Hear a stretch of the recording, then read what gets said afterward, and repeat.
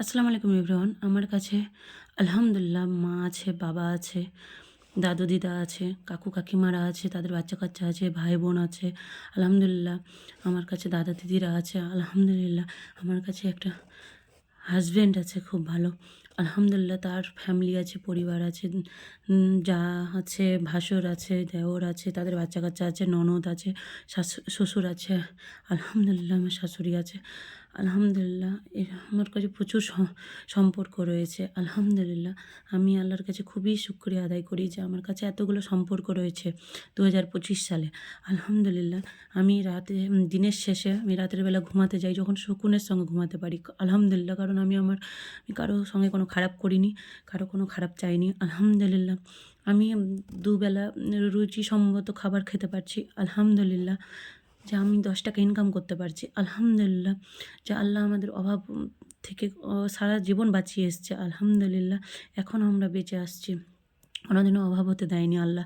আলহামদুলিল্লাহ যে আমরা কিছু না কিছু জামা কাপড় হোক যতটাই সামর্থ্য হিসাবে আলহামদুলিল্লাহ আমরা ভালো পড়তে পারছি।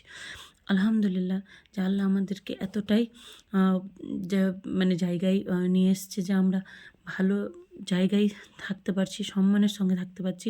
আলহামদুলিল্লাহ আমাদেরকে আল্লাহ একটা বিশাল জায়গায় পৌঁছে দিয়েছে। আগেও ইনশাআল্লাহ চেষ্টা থাকবে যে আমরা সম্মানের সঙ্গে যেন এগিয়ে যেতে পারি। আলহামদুলিল্লাহ যে আল্লাহ আমাদের কোনো জিনিসে কমই রাখেনি 2025 সালে। আমি এই কারণে এগুলো বলছি যে যার কাছে যে সম্পর্কটা আছে না কেন, যে যতটাই পারছে, যেটুকুই পাচ্ছে, একটা বিস্কিটও যদি খেতে পাচ্ছে তার জন্যও শুকরিয়া আদায় করা উচিত আমাদের রবের, আমাদের আল্লাহর। কারণ আলহামদুলিল্লাহ আমাদের কাছে এতগুলো সম্পর্ক রয়েছে। আলহামদুলিল্লাহ যে আমরা এইভাবে দিন কাটাতে পারছি।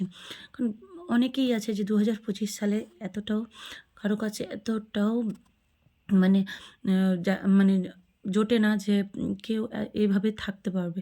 কেউ একটা দানার জন্য অভাবে রয়েছে, কেউ একটা জামার জন্য অভাবে রয়েছে। একটা একটা এই শীতে যে কত যে কষ্ট করছে মানুষ, তা তো সেটাও ভাবতেও অনেকটাই কষ্ট হয়। আর আমরা যখন রিলস ভিডিও হোক বা ইউটিউবও হোক, আমরা তো অনেক স্ক্রল করে রিলস দেখতে থাকি। সেগুলো থেকেও আমরা দেখি কতটাই আমাদেরকে শুনে খারাপ লাগে, দেখে খারাপ লাগে। আলহামদুলিল্লাহ যে আমাদের কাছে টাই আমরা আমাদের কাছে এতটাই আছে সব সহলিয়াত। তো আল্লাহর ওপর শুকরিয়া আদায় করা উচিত আর সন্তুষ্টের সঙ্গে 2025 সালটা কাটানো উচিত। যেটা চলে গেছে, চলে গেছে। ভাবতে হবে যে 2025 সালে এমনও অনেক কেউ আছে যার কাছে এতগুলো সুযোগ সুবিধা নেই। আর যে সম্পর্ক আলহামদুলিল্লাহ আমাদের কাছে আছে সেগুলোকে শক্ত করে ধরে রাখা উচিত। অ্যান্ড সুবিধাতে তো তারই পাশে থাকবে। তো যেরকম উম প্র কোনো যদি রাগ থাকে তাদের প্রতি তো লেট গো করে দেওয়া উচিত আমার মতে। আর অবশ্যই সম্পর্ককে বাঁচিয়ে চলা উচিত। তো এইটুকুই বলার ছিল আমার। 2025 সাল সবার ভালো কাটুক, কারণ ক্ষমা করে দেওয়া আল্টিমেট আমাদের মনটা পরিষ্কার রাখে। আর আমি শকুনের সঙ্গে ঘুমাতে পারবো রাতে, এটাই মনে করি। তো আমি কোনো ভুল করে থাকলে সবাই ক্ষমা করে দিয়েন এবং প্রত্যেকের জন্য আমি আল্লাহর কাছে দোয়া করি যে সবাই ভালো থাকেন, সুস্থ থাকেন। আলহামদুলিল্লাহ যে আমি এতটা আপনাদের সামনে বলতে পারছি, এটাই আমার কাছে বিশাল বড়ই এতটা আমার সাহস ছিল না। আসসালামু আলাইকুম।